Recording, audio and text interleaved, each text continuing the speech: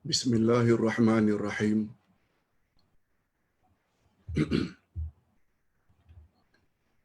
Alhamdulillah nahmaduhu wa nasta'inuhu wa nastaghfiruh. Wa na'udzu billahi min shururi anfusina wa min sayyiati a'malina. Man yahdihillahu fala mudilla lahu wa man yudlil fala hadiya lahu.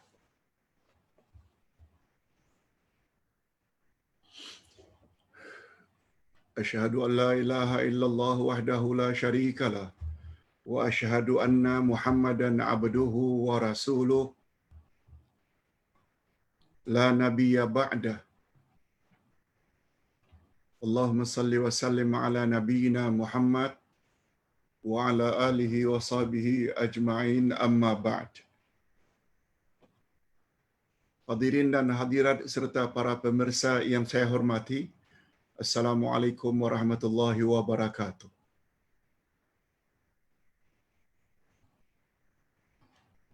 Alhamdulillah kita bersyukur kehadirat Allah Azza wa Jalla, berkat taufiknya setiap pagi kita dapat menambah ilmu pengetahuan kita dengan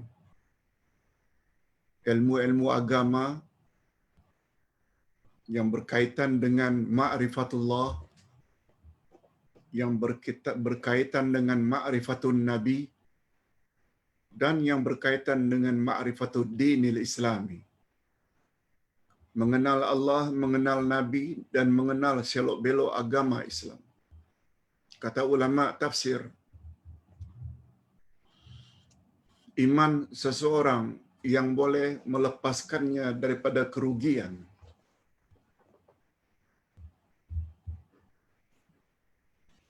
mestilah iman yang ditopang oleh 3 knowledge ini. 3 pengenalan ini. 3 ma'rifah. Dan 3 ilmu ini. Mengenal Allah, mengenal Nabi, dan mengenal selok-belok agama yang Nabi bawa.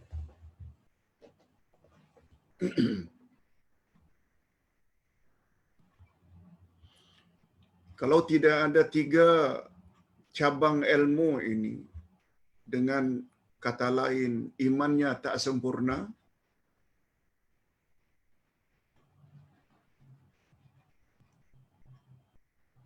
baik macam mana pun, tidak akan dapat menolongnya di akhirat nanti. Ketinggian pangkat, banyaknya harta, tak boleh lawan dengan Fir'aun dan Qarun.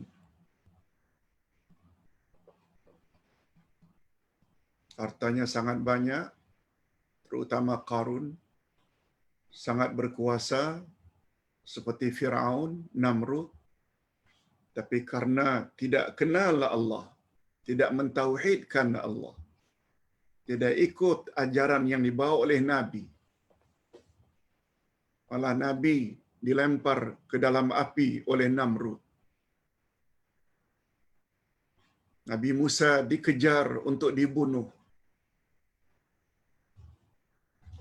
Ketinggian pangkat dan banyaknya harta tak ada nilai kalau tidak diikuti dengan nikmatul iman. Itu sebabnya iman kita sebut sebagai nikmat nomor 1, mengatasi segala-galanya. Nikmatul iman, pertama, nikmatu ma'rifatillah, nikmat mengenal Allah. Yang ketiga, nikmat mengetahui apa yang Allah suka dan apa yang Allah benci, iaitu nikmat hadir majlis ilmu seperti ini. Dan yang keempat, nikmat taufik, iaitu restu Allah, izin Allah, dorongan Allah. Sebagaimana Allah dorong ustaz untuk beri ceramah setiap pagi, sebagaimana Allah dorong bapa-bapa, ibu-ibu dan para pemirsa tertunggu-tunggu majlis ilmu yang akan datang, ingin mendapat pencerahan demi pencerahan sebelum meninggal dunia. Yes, Itu nikmat, 4 nikmat teratas. Oleh sebab itu, sibuk macam mana pun, luangkan masa untuk mendalami 3 knowledge tadi. Walaupun barangkali kita ada profesor, kita ada PhD, doktor, kita ada master. Bagus itu semua. Tapi sulami jugalah ilmu-ilmu keduniaan dan akademik itu dengan ilmu agama. Sebab setelah meninggal dunia, yang ditanya bukan ilmu-ilmu kepakaran kita tentang akademik, bukan. Bayangkan saja pertanyaan Munkar wa Nakir, man rabbuka? Macam mana nak jawab bila tak kenal Allah? Wa man nabiyuka? Macam mana nak jawab bila tak tahu tentang Nabi Muhammad? Wa ma dinuka? Macam mana nak jawab kalau tidak tahu selok-belok agama? Nauzubillah. Nauzubillah min zalik. Baik. Kita telah sebutkan beberapa siri yang lalu bahawa amal-amal sunat termasuk salat sunat sangat berperanan untuk cover, menutup kekurangan salat-salat fardu kita. Begitu juga sedekah, wakaf, infak dapat menutupi andai kata kita kekurangan dalam memberi zakat. Begitu juga puasa sunat Senin, Kamis, Arafah, hari-hari putih, hari Ashura dapat menutupi kekurangan puasa wajib Ramadan kita. Kita dah jelaskan pada peringkat awal tentang fadilat amal-amal sunat. Kita telah mula memperkatakan tentang salat sunat rawatib, iaitu salat sunat mengiringi salat fardu. Malah sebelum itu, sempena Ramadan, kita telah bahas tentang tarawih, tentang witir.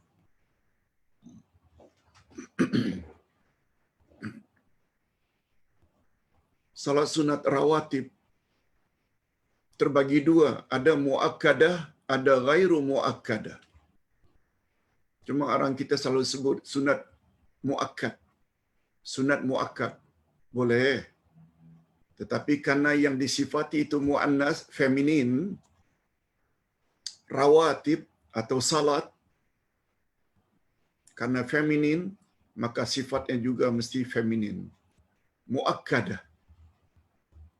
Muakkad itu untuk muzakkar, untuk male. Baik. Salat sunat rawatib kita boleh buat 10, juga boleh buat 12. Siapa yang melakukannya, Allah akan bina untuknya rumah dalam syurga. Mungkin istilah yang lebih tepat, mahligai dalam syurga.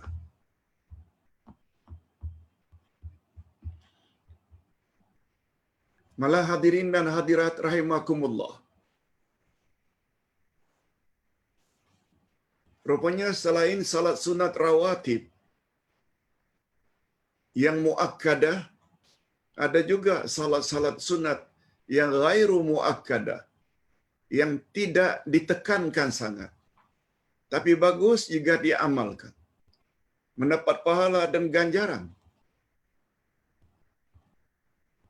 Yaitu salat-salat sunat mengiring salat fardu, bukan yang 12 itu. Nanti kita akan sebut. Tapi sebelum Ustaz bawa bab salat sunat rawatib ghairu muakkadah, Ustaz ingin dudukkan dulu, khasnya bagi kaum lelaki yang melakukan salat Jumaat.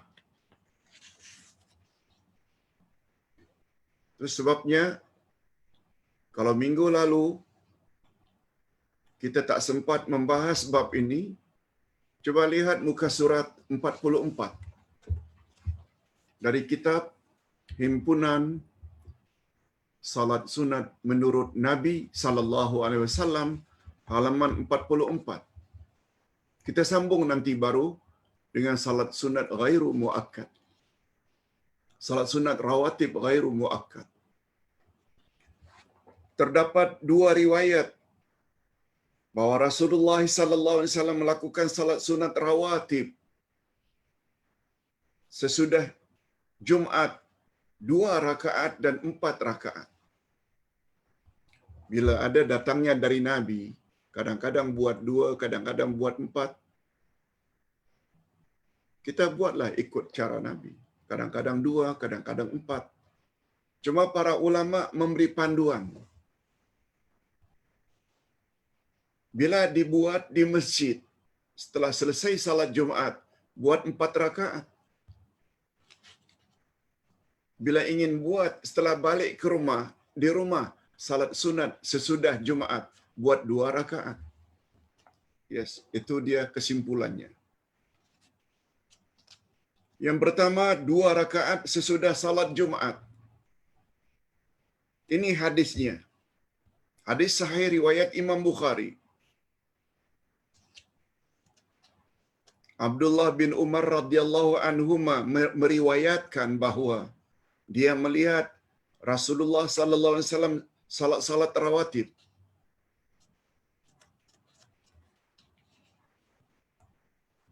Ustaz ulang. Abdullah bin Umar radhiyallahu anhuma meriwayatkan bahawa dia, Abdullah bin Umar, memelihara dari Rasulullah sallallahu alaihi wasallam, dipeliharanya betul sunnah Nabi. Antaranya wa raka'ataini ba'dal jum'ah fi baitihi. Beliau buat salat sunat sesudah Jumat 2 rakaat di rumahnya. Hadis riwayat Imam Bukhari. Nah, mana pula Ustaz dalil yang mengatakan tentang 4 rakaat? Ini dia. Abu Hurairah radhiyallahu anhu berkata, Rasulullah bersabda, "Idza shalla ahadukumul jum'ah falyusalli ba'daha arba'an." Apabila salah seorang kamu selesai salat Jumat, maka hendaklah dia salat sesudahnya 4 rakaat. Kita ambil kesimpulan dari 2 hadis tersebut. Hadis pertama dari Abdullah bin Umar radhiyallahu anhuma 2 rakaat. Dari Abu Hurairah pula 4 rakaat. Tak bercanggahkah itu Pak Ustaz? Tunggu dulu. Hadis ini sama-sama sahih. Satu Bukhari, satu Muslim. Jika 2 hadis di atas digabungkan,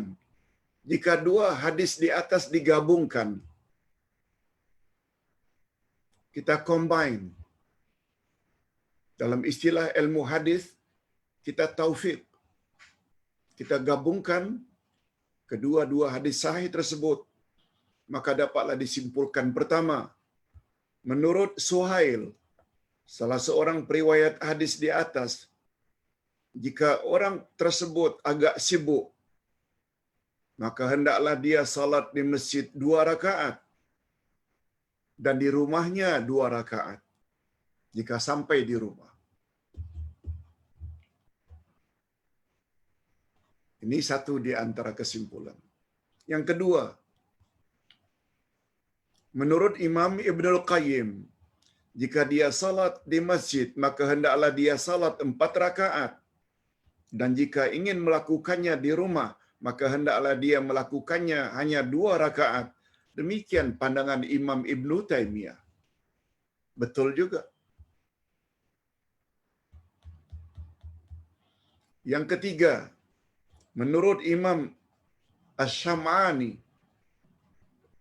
salat sunat sesudah Jumat 4 rakaat lebih afdal daripada 2 rakaat karena terdapat perintah untuk berbuat demikian.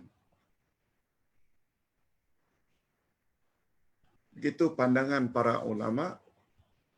Sebab itu kita tidak buat yang mana satu, boleh. Kita tidak pilih mana satu, boleh.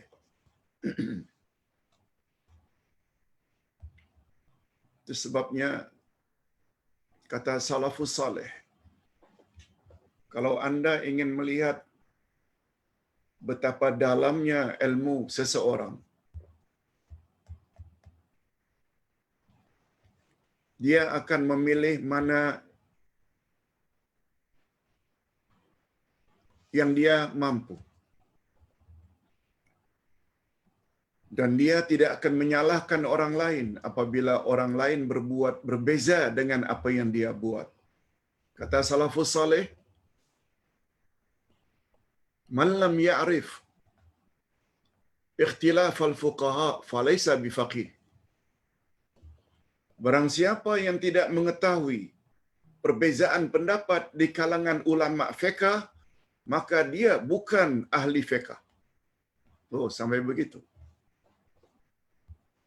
Sebabnya Ustaz terkesan sangat dengan pandangan tersebut. Tidak suka menyalahkan orang selagi masing-masingnya ada hujah, ada dalil, ada pandangan orang-orang yang lebih alim dari kita. Jangan suka menyalahkan orang. Menyalahkan orang biasanya karena kedangkalan ilmu.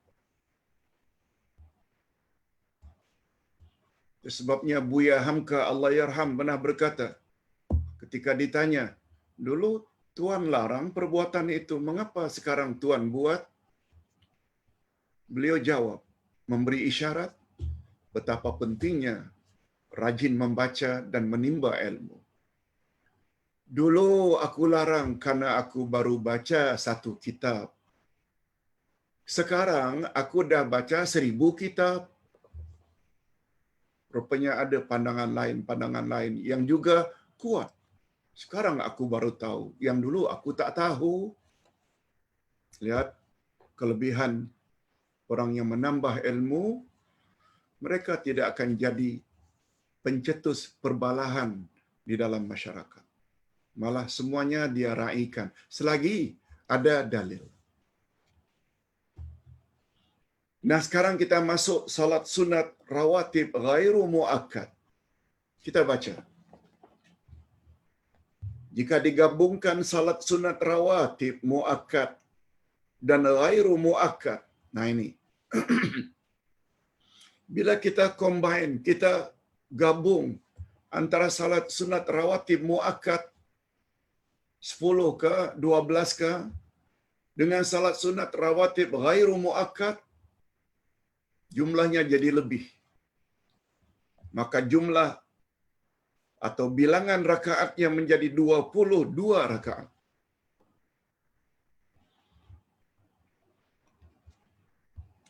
Dari 10 atau dari 12 menjadi 22. Bertambah 12 rakaat lagi. Atau bertambah 10 rakaat lagi. 10 rakaat lagi.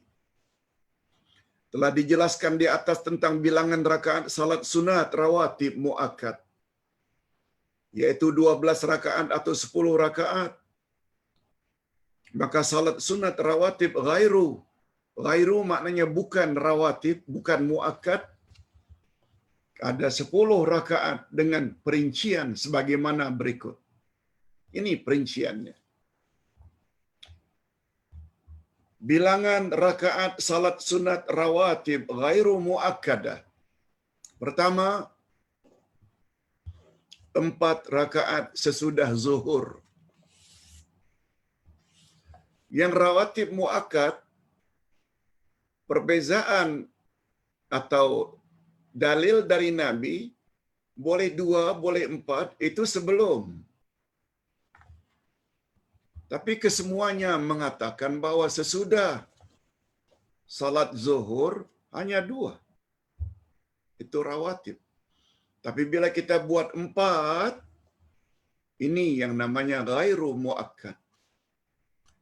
4 rakaat sesudah zuhur.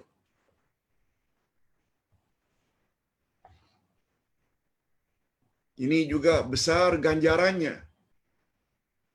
Hadis riwayat Imam Ahmad Ibnu Majah dan derjatnya sahih menurut Syekh Albani pakar hadis.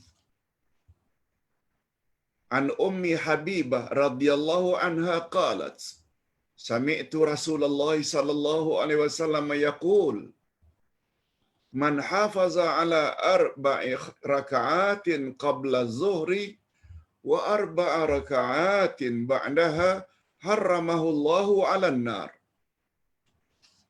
Dari Ummu Habibah radhiyallahu anha katanya, aku sendiri mendengar Rasulullah sallallahu alaihi wasallam bersabda, barang siapa yang memelihara 4 rakaat sebelum zuhur, ingat ya, sebelum zuhur 4, dan 4 rakaat sesudahnya, sesudah zuhur, niscaya Allah akan haramkan dia dari api neraka. Dalam riwayat yang lain, Allah haramkan kulitnya daripada dijilat oleh api neraka. 4 before zuhur, 4 rakaat after zuhur. Jadi syaratnya 4-4. Adapun tentang cara melaksanakan 4 sebelum 4 sesudah, yang paling kuat ialah dengan 2. Maknanya 4 rakaat 2 salam sebelum dan 4 rakaat 2 salam sesudah. Okey. Cuma kalau Ustaz ingin sentuh sedikit apa yang diviralkan akhir-akhir ini. Ada salah seorang ustaz mengatakan 4 rakaat sesudah zuhur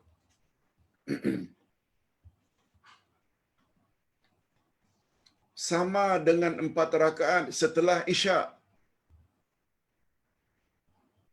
dan 4 rakaat setelah isya sama ganjarannya dengan mendapat Lailatul Qadar.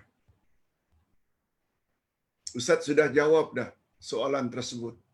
Sahih ke Pak Ustaz? Jawabannya secara ringkas, 4 rakaat sebelum atau sesudah zuhur sahih. Ini hadisnya. 4 rakaat setelah isya juga sahih. Sebagaimana dikatakan oleh Abdullah ibnu Abbas yang melihat Rasulullah salat sesudah isya di rumah makciknya Maimunah 4 rakaat sahih. Cuma yang tidak sahih tentang ganjarannya sama dengan mendapat malam Lailatul Qadar, itu tidak sahih. Baik, seterusnya salat sunat rawatib 4 rakaat sebelum asar. Sebagaimana kita sama-sama maklum, dalam salat sunat rawatib muakkad tidak disebut tentang sama ada sesudah atau sebelum. Malah sesudah diisytiharkan sebagai waktu haram, sesudah asar. Tidak disebut dalam salat sunat rawatib muakkad before asar. Tetapi di dalam hadis menyebut sebaiknya kita buat 4 rakaat sebelum asar. Cuma dia dikategori oleh ulama fiqh sebagai ghairu muakkadah. Ini dia yang kita sebut rawatib ghairu muakkad. 4 rakaat sesudah zuhur kita dah sebut, 4 rakaat sebelum asar. Ini hadisnya.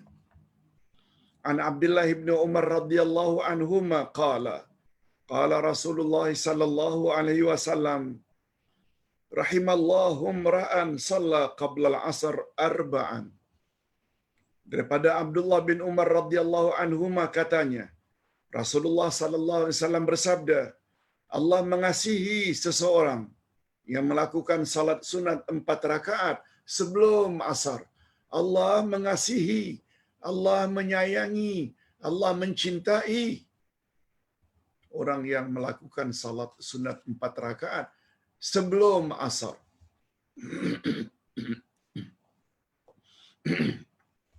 Betul tak semua kita sangat menginginkan dikasihi, disayangi, dicintai oleh Allah?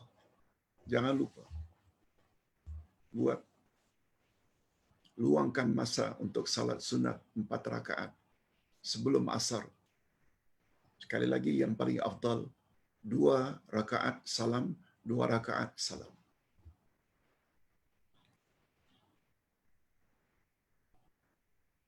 Tapi apakah mesti 4 rakaat, Pak Ustaz? Tidak. Nanti kita akan sebut. Juga boleh dibuat 2 rakaat sebelum asar. Berdasarkan hadis di atas disunatkan salat sunat 4 rakaat sebelum asar. Tetapi ia bukanlah amalan tetap Rasulullah. Ingat ya, karena dia bukan amalan tetap. Sekali Nabi buat, sekali Nabi tak buat. Itu sebabnya dia dikatakan ghairu muakkad. Namun ia tetap termasuk ke dalam amalan yang disunatkan. Jangan kata bid'ah. Kita yang kurang ilmu, Nabi tak pernah buatlah. Nabi tak pernah sebut salat sunat sebelum asar.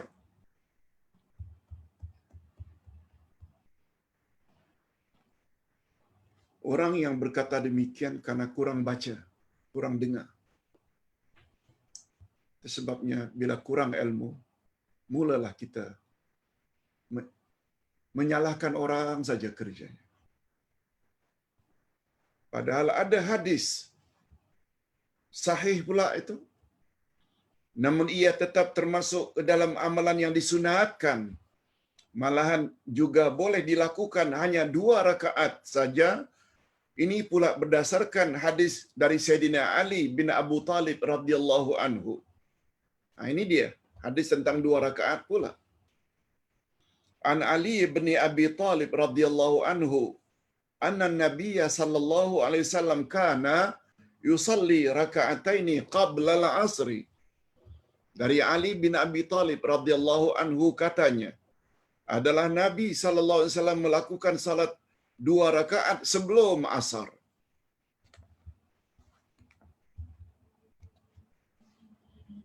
Menurut Syekh Abdul Aziz bin Baz, Ustaz pernah berguru dengan beliau karena beliau ketika Ustaz belajar di Madinah, rektor bagi Islamic University Madinah. Beliau pernah menjadi mufti Arab Saudi. Allah yarhamuh. Mudah-mudahan beliau mendapat tempat yang elok di dalam alam barzakh dan alam akhirat. Berkat jasanya yang sangat banyak. Apa kata Syekh bin Baz rahimahullah? Bila semua dalil di atas digabungkan, kita combine, maka kesimpulannya ialah pertama, ini adalah sunat salat sunat rawatib ghairu muakkad. Sebab Nabi tidak melakukannya secara berkekalan. Yes, itu dia di antara sebabnya. Yang kedua, ada 2 cara melakukannya. Boleh dilakukan 4 rakaat, ini berdasarkan hadis daripada Abdullah bin Umar radhiyallahu anhuma, dan juga boleh dilakukan 2 rakaat berdasarkan hadis daripada Ali bin Abu Talib. Ini jawaban orang alim, orang yang ada ilmu. Bukan jawaban 4 rakaat tak boleh, 2 rakaat tak boleh sebab Nabi tak pernah buat.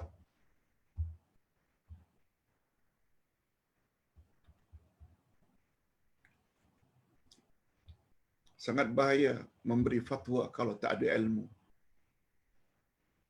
Bukan saja sesat yang berkenaan, tapi juga menyesatkan orang lain.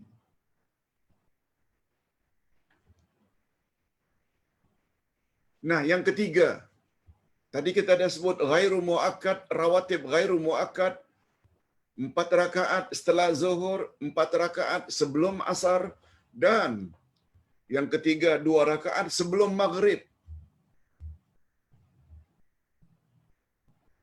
Nah, sebelum maghrib juga tidak ada dilakukan oleh Rasulullah secara terus-menerus dan tidak termasuk di dalam rawatib muakkad. Tapi bila ada yang buat, Jangan disalahkan. An Anas bin Malik radhiyallahu anhu qala kunna nusalli ala ahdi Rasulillah sallallahu alaihi wasallam raka'ataini ba'da ghurubi syamsi qabla salatil maghrib. Rawahu Muslim. Hadis sahih lagi riwayat Imam Muslim. Daripada Anas bin Malik radhiyallahu anhu katanya, kami salat di zaman Rasulullah 2 rakaat setelah masuk matahari. Setelah masuk matahari sebelum salat maghrib. Hadis riwayat Imam Muslim. Banyak hadis yang menguatkan. Ustaz bacakan saja mengingat masa.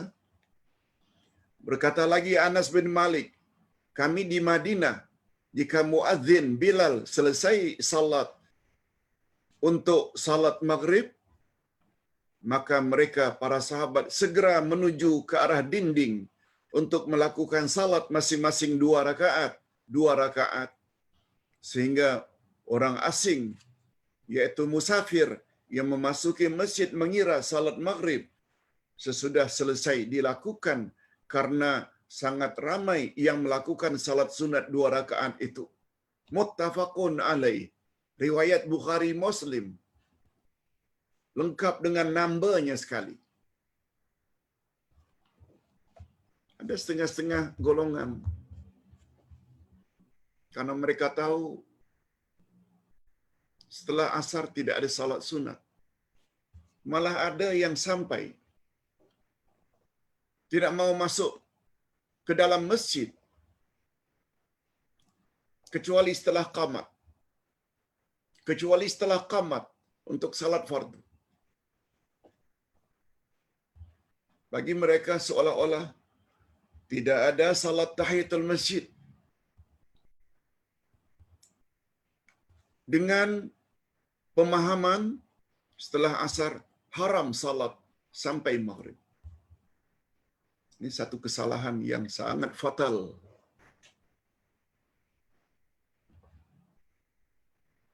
Malah kita berani mengatakan salat sunat tahiyatul masjid boleh dilakukan walau pada waktu haram. Sebab dia termasuk salat sunat bersebab.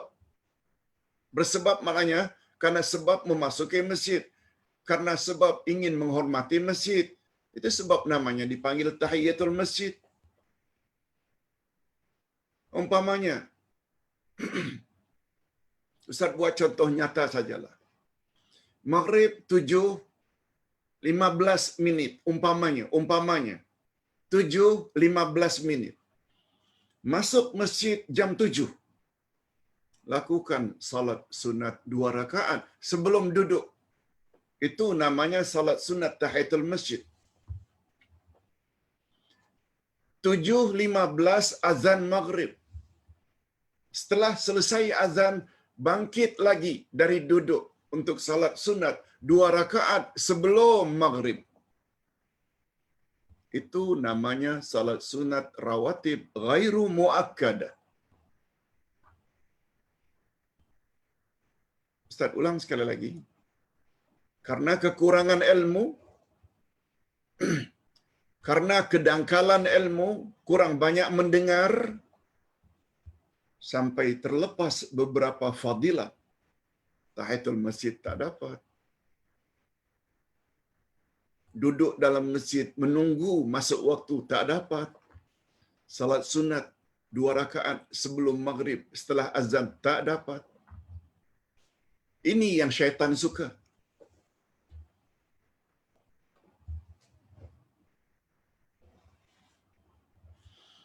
Hadis berikutnya dari Nabi sallallahu alaihi wasallam, sabdanya, salatlah sebelum salat maghrib. Salatlah sebelum salat maghrib. Selanjutnya baginda bersabda, kali yang terakhir, bagi siapa yang mahu. Nabi ulang sampai 2 kali. Sallu qabla salatil maghrib. Sallu qabla salatil maghrib. Apa makna Nabi ulang sampai 2 kali? Menunjukkan pentingnya 2 rakaat sebelum salat maghrib itu. Cuma kata ulama hadis, dengan adanya tambahan bagi siapa yang mau, ini memberi makna suruhan itu bukanlah suruhan yang bersangatan. Tak buat boleh, tak buat boleh. Ini memberi isyarat dia bukan salat sunat yang ditekankan sangat. Tapi bila buat, boleh tak? Boleh. Dan dapat pahala. Riwayat yang lain lagi. Sesungguhnya Nabi Muhammad sallallahu alaihi wasallam salat sebelum maghrib 2 rakaat. Hadis riwayat Ibnu Hibban, Syu'aib Al-Arnaud, salah seorang pakar hadis dari Syria. Sanadnya sahih menurut syarat Muslim. Banyak sungguh hadis yang menyebut atau menyuruh salat sunat sebelum maghrib. Hadirin dan hadirat rahimakumullah. Kalau dulu barangkali kita tak sempat buat ini semua. Karena balik rumah sudah penat. Kadang-kadang masuk waktu maghrib. Malah tak buat langsung dulu tentang salat-salat sunat sebelum maghrib ini. Sekarang, di zaman PKP ini, 24 jam ada di rumah. Rehat dah sangat banyak. Mengapa tak buat? Mengapa masih tak buat? Kita tambah lagi satu hadis tentang salat sunat sebelum maghrib. Di antara dua azan ada salat. Di antara dua azan ada salat. Baginda bersabda pada kali yang ketiga, bagi siapa yang mahu. Nah, ini memberi isyarat. Hatta sebelum isyak, walaupun tidak disebut secara berasingan sebagaimana salat maghrib, tetapi dengan adanya hadis yang terakhir ini, riwayat Imam Bukhari, baina kulli adhanaini salah. Wa qala fi salisah liman sya'. Apa maksudnya? Di antara dua azan ada salat. Maknanya di antara dua azan, maksudnya azan dan qamat. Yes, itu dia terjemah maknawiyah. Orang Arab selalu gunakan begitu.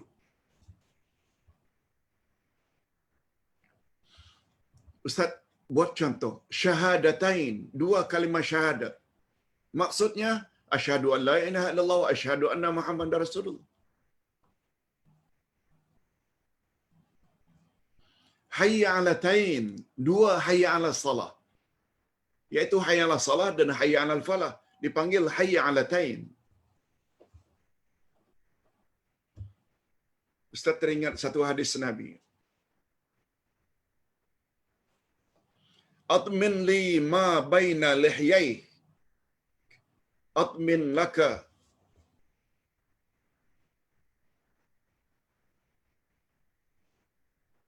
al-jannah. Jaminkan padaku, kata Nabi, apa yang terdapat di antara dua janggutmu.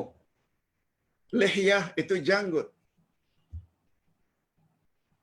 Tapi Nabi gunakan, siapa yang memelihara apa yang terdapat di antara dua janggutnya, aku jamin untuknya syurga. Maksudnya dua janggut, janggut dan misai. Hadis yang lain, atmin li bana rijlaik, ajmin lakal al-jannah. Jaminkan untukku apa yang terdapat di antara dua kakimu, di antara dua pahamu. Jaminkan kepadaku apa yang terdapat di antara dua pahamu. Aku jamin untukmu syurga. Maksudnya faraj bagi perempuan, zakar bagi laki-laki. Kemaluan. Jaga baik-baik. Jangan digunakan ke jalan maksiat. Itu maksud. Jamin kepadaku apa yang terdapat di antara dua janggutmu, maknanya mulut, lidah, jangan mengumpat, jangan memfitnah, jangan berbohong. Tidak menjelaskan makna. Di antara dua azan ada salat sunat. Betul tak? Sebelum salat fardu ada azan dan qamat. Yes. Ini bermakna termasuk sebelum salat isya juga ada azan, ada qamat, ada salat sunat. Secara tersirat. Jadi kesimpulannya, untuk salat sunat sebelum maghrib ini, berdasarkan hadis-hadis sahih di atas, nyatalah bahawa salat sunat sebelum maghrib adalah disyariatkan oleh Nabi Muhammad sallallahu alaihi wasallam. Malahan sunnahnya sangat lengkap, mencakupi qauliyah, ucapan Nabi ucap suruh, fi'liyah Nabi buat sendiri, dan takririyah Nabi lihat sahabat buat dan Nabi tidak larang. Itu namanya takririyah. Lengkap. Yang kedua, kesimpulannya, hanya saja suruhannya tidak ditekankan sangat. Ini diisyaratkan oleh sanad, oleh sabdanya, liman sya', bagi siapa yang mahu, maksudnya siapa yang ingin melakukannya, dan jika tidak pun tidak mengapa. Nah, rupanya ada dalil tentang 2 rakaat sebelum isya, tapi digunakan hadis yang sama yang Ustaz baru jelaskan. Di antara 2 azan ada salat sunat. Kita boleh juga buat 2 rakaat sebelum isya. Hadisnya hadis yang sama. Kata Nabi, di antara 2 azan ada salat bagi yang ingin melakukannya. Yang dimaksudkan dengan antara 2 azan dalam hadis di atas ialah antara azan dengan iqamah. Ini memberi isyarat bahawa pada setiap salat fardu ada salat sunat sebelum salat berkenaan, termasuk sebelum salat isya, walaupun tidak terdapat hadis secara khusus menyuruh berbuat demikian. Nah, sekarang kita masuk kesimpulan.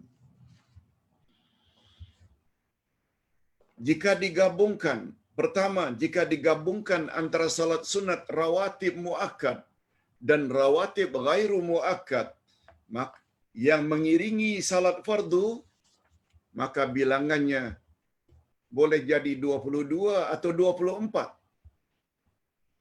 22 bila kita gunakan hadis salat rawatib muakkad 10.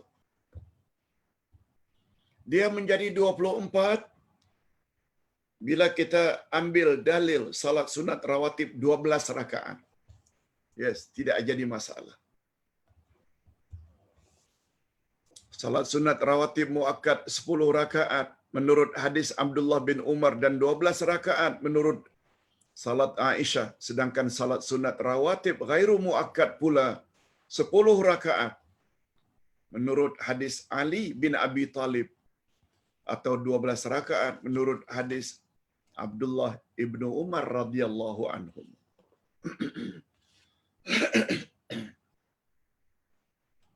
Yang kedua, salat sunat rawatib ghairu muakkad juga digalakkan. Ustaz ulang.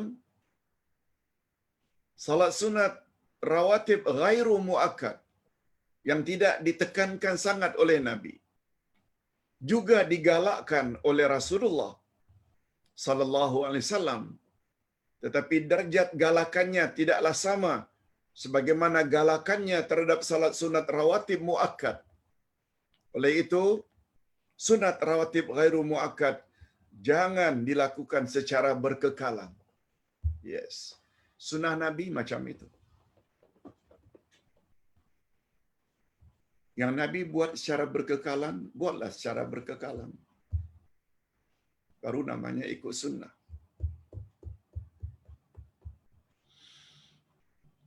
Yang Nabi buat sekali-sekala, buatlah sekali-sekala.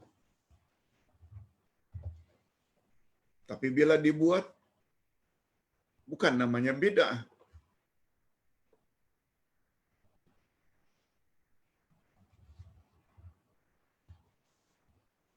Yang ketiga, salat sunat rawatib ghairu muakkad sebelum asar boleh dilakukan dengan dua cara, yaitu boleh 4 rakaat dan boleh pula hanya 2 rakaat. Boleh 4 rakaat, boleh 2 rakaat. Salat sunat sebelum asar. Kedua-duanya ada dalil. Cuma bagi yang ingin memilih 4 rakaat, yang paling baik dan paling kuat, buat 2-2. Itu sebabnya kalau kita baru buat umpamanya 2 rakaat, langsung qamat umpamanya. Jangan buat 4 rakaat. Sebab bila qamat dilaungkan, itu sudah termasuk waktu haram. Itu sudah termasuk waktu haram. Itu nanti akan kita bahas dalam penjelasan haram hukumnya melakukan salat sunat apabila iqamah. Haram hukumnya barangkali selama ini yang kita tahu, waktu haram itu setelah subuh sampai terbit matahari, setelah asar sampai terbenam matahari. Dan ada satu lagi riwayat, bila matahari sedang di tengah-tengah, belum tergelincir. Tapi untuk pengetahuan kita, ini bagi yang salat di masjid tentunya, atau di surau. Bukan yang di rumah. Apabila qamat dilaungkan, Allahu Akbar, Allahu Akbar, asyhadu an la ilaha illallah, kita yang baru ndak takbiratul ihram buat salat sunat, haram kita salat sunat. Dan salat sunat tersebut boleh dilakukan atau boleh diqada setelah salat fardu. Itu akan kita bahas minggu hadapan insya-Allah. Minggu hadapan insya-Allah. Minggu hadapan pelajaran kita bermula muka surat 55. Panduan salat sunat rawatib muakkad dan ghairu muakkad. Apa dia punya panduan? Bagaimana caranya? Itu kita akan bahas nanti insya-Allah minggu hadapan. Cuma masa kosong lebih kurang 5 minit ini, Ustaz ingin ambil sedikit masa untuk mengumumkan kitab yang Ustaz sebut sedang dicetak itu dan agak tergendala siapnya. Sudah siap semalam dan sudah ada pun di rumah Ustaz. Dan Ustaz suruh anak masukkan dalam Shopee. 2 kitab itu ialah, pertama, 30 kunci kebahagiaan. Ini kitabnya. Yang kedua, 12 panduan ibadat.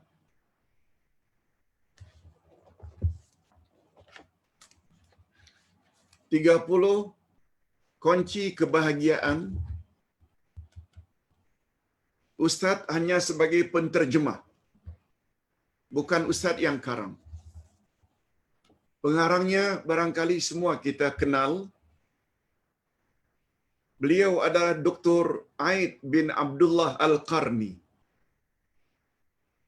Dr. Aid bin Abdullah Al-Qarni, pengarang kitab yang sangat terkenal, La Tahzan, Don't Be Sad.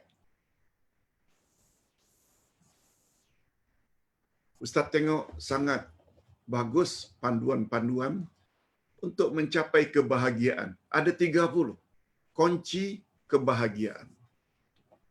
silakan. Yang ini Ustaz jual dengan harga RM17.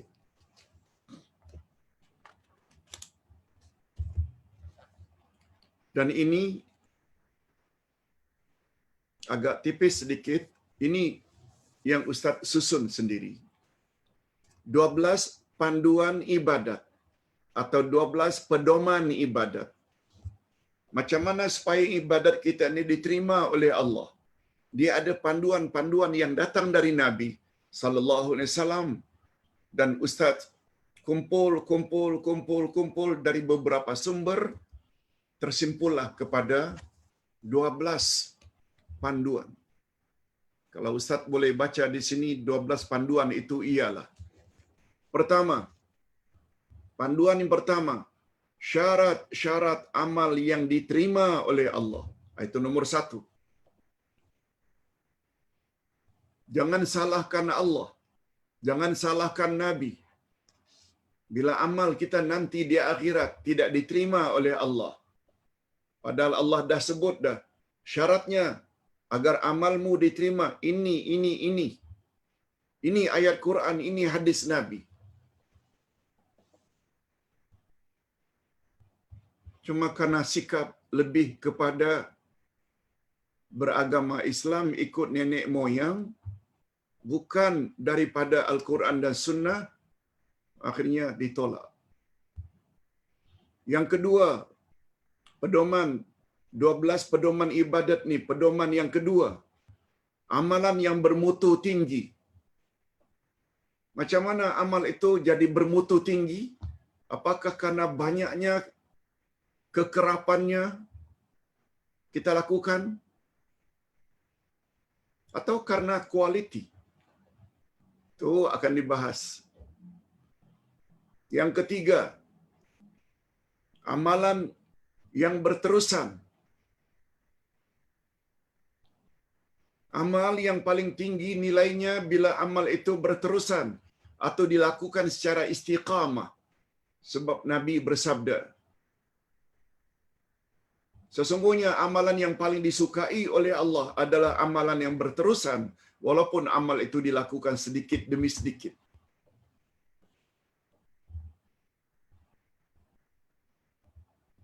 Panduan yang keempat, bila amalan yang kita lakukan itu berguna kepada manusia ramai.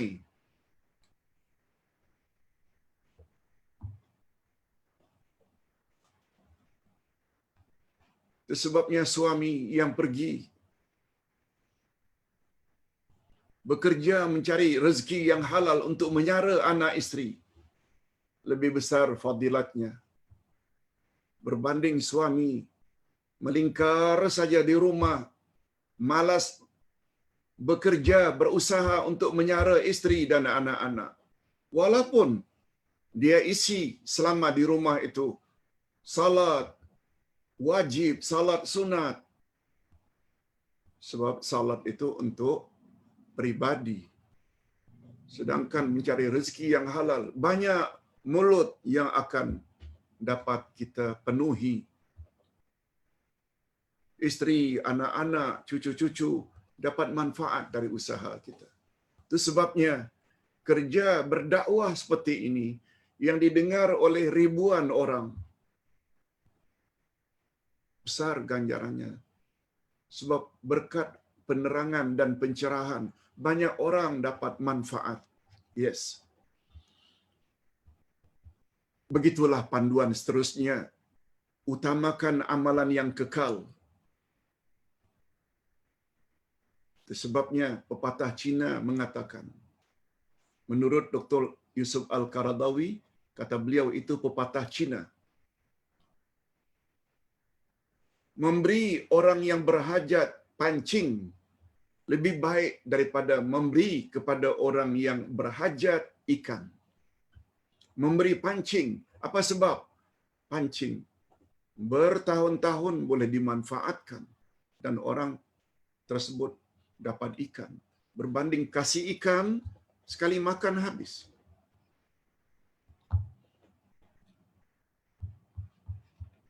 Yang keenam, utamakan amalan hati.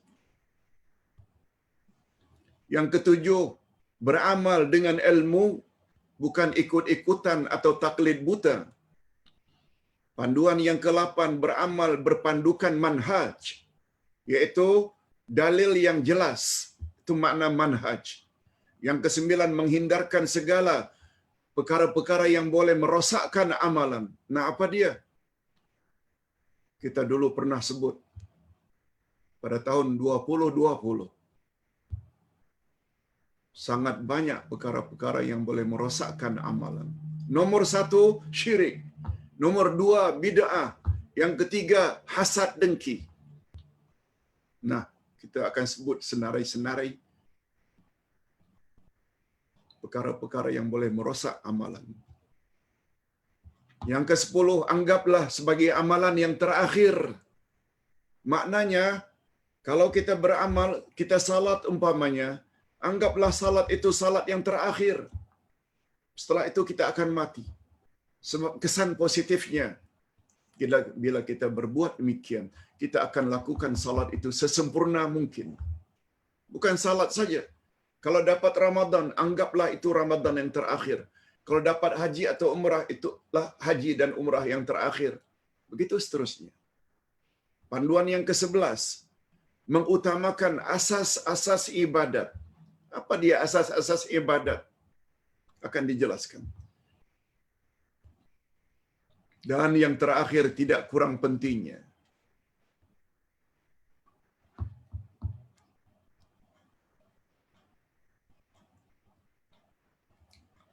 amal seseorang diterima oleh Allah sangat erat hubungannya dengan makanan halal. Macam manapun ibadatnya banyak, tapi makanannya halal, haram, pakaiannya haram, besar kemungkinan amalnya akan ditolak. Buku ini kedua-duanya sudah ada dalam Shopee. Sila buat pesanan, sebab cadangan kita penyambung nanti kitab yang kita selingi, iaitu kitab Munajat. Kalau tak salah setiap hari Selasa. Next week masih lagi Munajat. Setelah Munajat kita akan sambung dengan 12 pedoman ibadat. Supaya kita menemui Allah dalam keadaan ibadat kita sempurna. Mudah-mudahan. Silakan buat pesanan, sebab semua kelas kita berpandukan kitab, supaya lebih memantapkan lagi keyakinan kita terhadap dalil-dalil yang Ustaz sampaikan. Bukan dalil Ustaz sampaikan sesuka hati, boleh rujuk. Kita akhiri dengan doa. Alhamdulillah Rabbil Alamin, wassalatu wassalamu ala asyrafil anbiya'i wal mursalin, wa ala alihi wa sahbihi ajma'in. Ya Allah, ya Tuhan kami, pada pagi ini kami mendapat pencerahan dan penerangan beberapa amal-amal sunat selain salat sunat rawatib.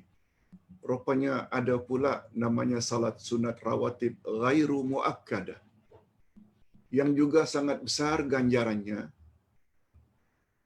Sebagaimana sabda Nabi-Mu, siapa yang menjaga salat sunat 4 rakaat sesudah zuhur dan sebelum zuhur, maka Allah haramkan kulitnya daripada dijilat oleh api neraka. Kami baru tahu, ya Allah. Oleh sebab itu, berilah kami taufik-Mu, dorongan-Mu, supaya ringan senantiasa untuk membaca kitab, untuk mendengar ceramah-ceramah dari guru-guru yang senantiasa menjadikan Al-Quran dan Sunnah sebagai rujukan.